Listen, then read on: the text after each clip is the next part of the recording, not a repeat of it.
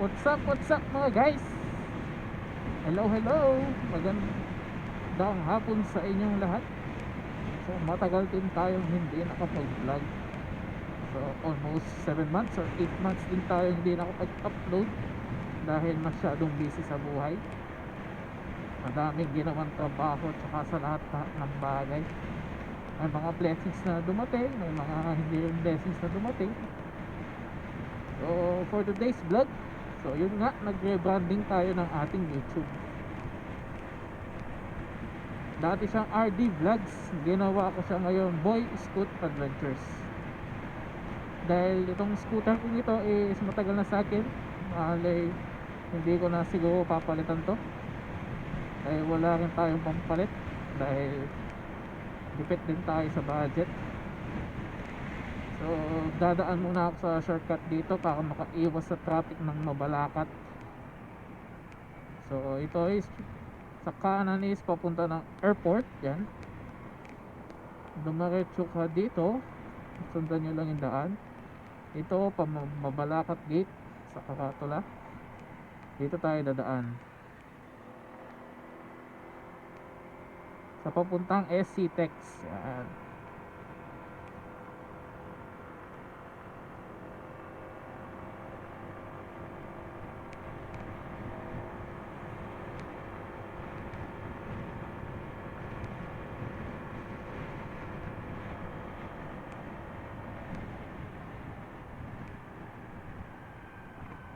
So yung daan na dadaanan natin is yung papuntang NCC, New Clark City.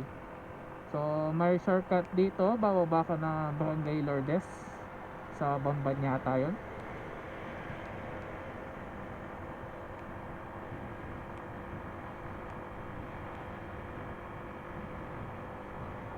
So konti-konti pa lang yung mga nakakaalaw sa daan na to kasi matraffic sa Mabalacat.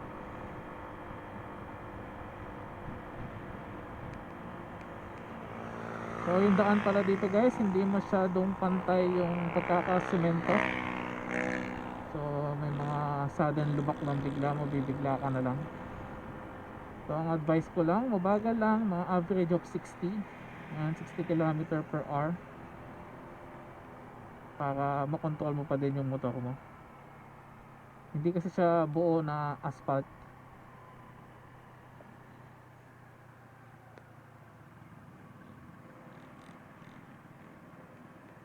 So dito na tayo sa Rotonda.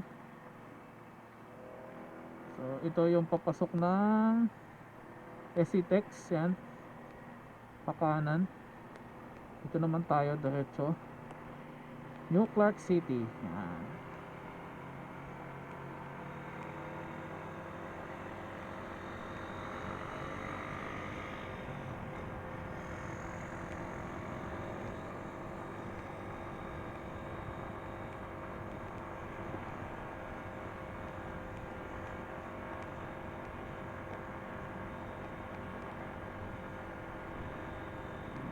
Makikita nyo yung mga scenic view dito sa papuntang NCC, dito sa Bamban. Puro bulubundukin.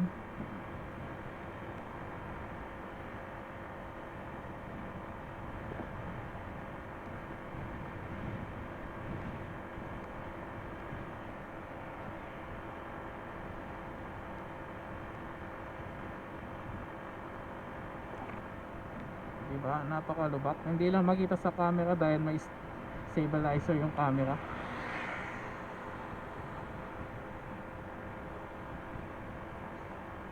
So sa part na to hindi ko na ika-cut yung mga ibang video kahit tahimik lang ako dito para makita nyo yung daan.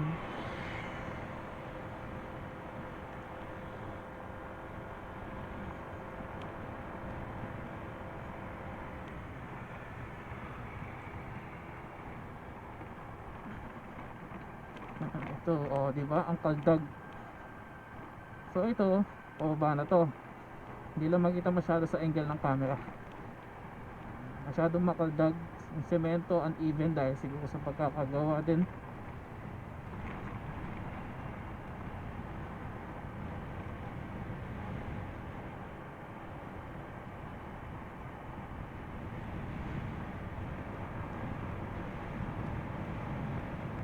Halos di pa naman tapos yung daan. Sa gilid lang naman yung mga bike lane, yan, ginagawa pa nila. So yung pinaka outermost lane is may mga buha-buhangin. So mag ingat kayo, huwag masyadong mabilis dito sa part na to. Then papunta na tayo sa pataas na part. So kailangan mo ng bumuelo para may lakas yung motor mo. Tignan nyo naman yung view, oh. Ang presko. Recommend ko lang to sa mga papunta ng north pag nata-traffic kayo sa Mabalacat. Yan. Tsaka accessible pa lang ito sa motor. Yung daan na dadaanan ko shortcut. So lalabas tayo dun sa grotto ng Bamban.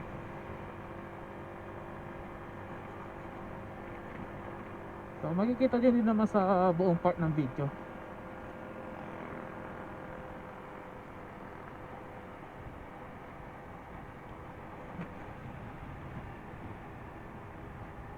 So yung isang exit dito hindi pa tapos. Kung nakikita nyo itong overpass na to, may gagawin silang exit dyan papunta dun sa steel bridge ng Lourdes din. Lourdes din naman yung part na to. So skip nyo yung unang overpass na to.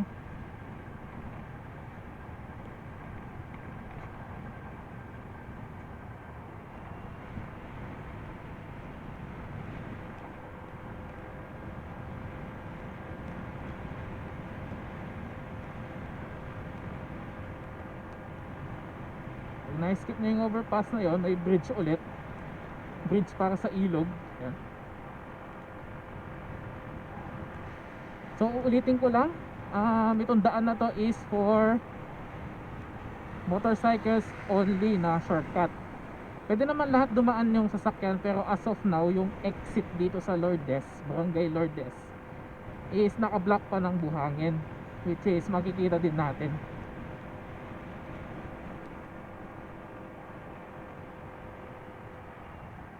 So dito na sa part na to, mag slow down ka, hindi masyadong kilala yung daan dito.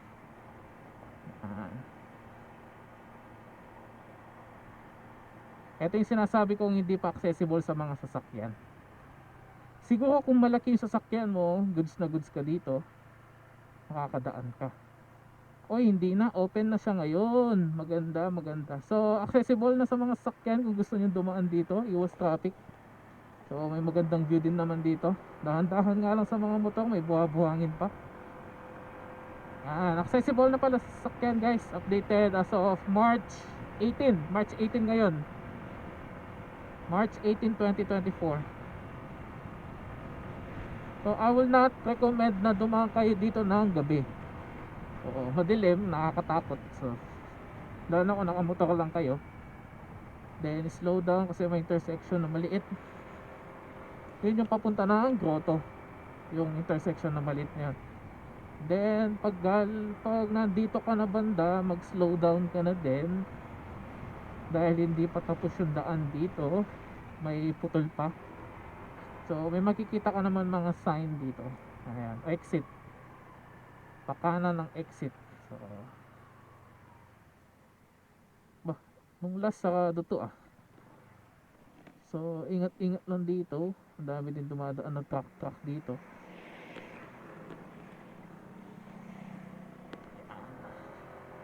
So nandito ka na ulit sa dating daanan ng Sacobia. Nung wala pa yung daan na yon.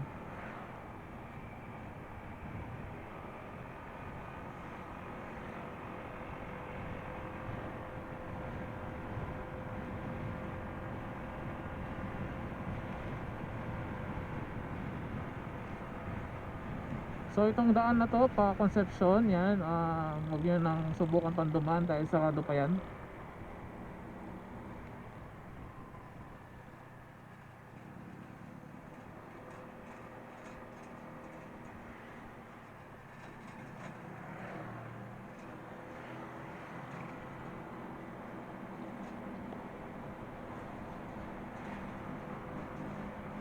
So walang cut yung video natin para mas makita ninyo.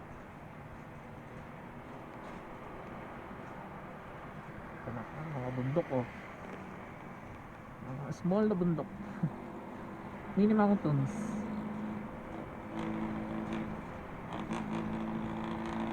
Pataas, matarik konti ito. Kailangan na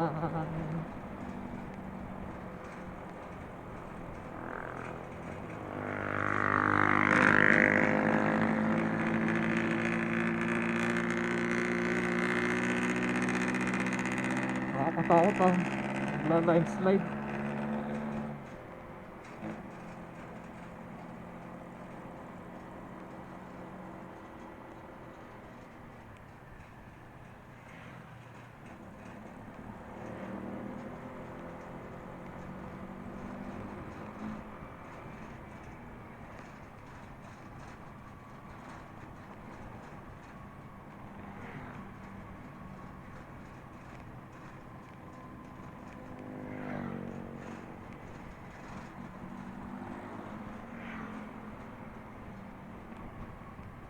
So, may mga batang maliliit.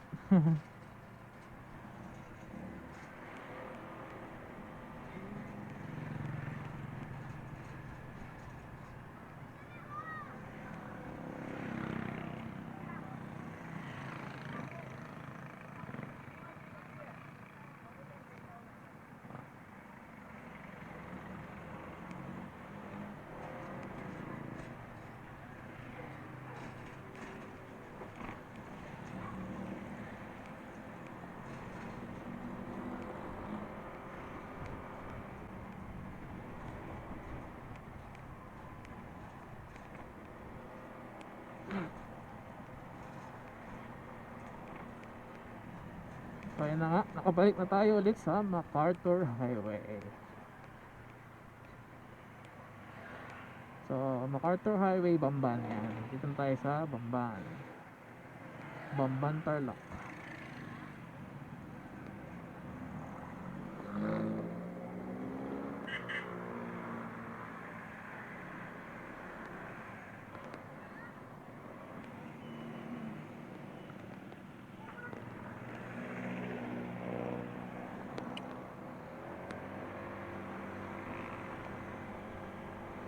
Ayan, nandito na tayo sa Bamban na MacArthur Highway. So, hanggang doon lang po ang video natin. Maraming salamat po kung umabot kayo sa part ng video na to. Lagi po natin tandaan, lagi po tayo mag-ingat. So, isa lang po ang buhay natin. Magpasalamat po tayo lagi sa Diyos sa araw-araw na paggising natin. So, please like and subscribe. Libre lang po yan para naman po ma-generate ang aking channel at gumanda ang aking channel. So, thank you very much po. Maraming salamat po. Tandaan, mag-ingat po palagi. Bye-bye. Uy, ginagawa yung daan.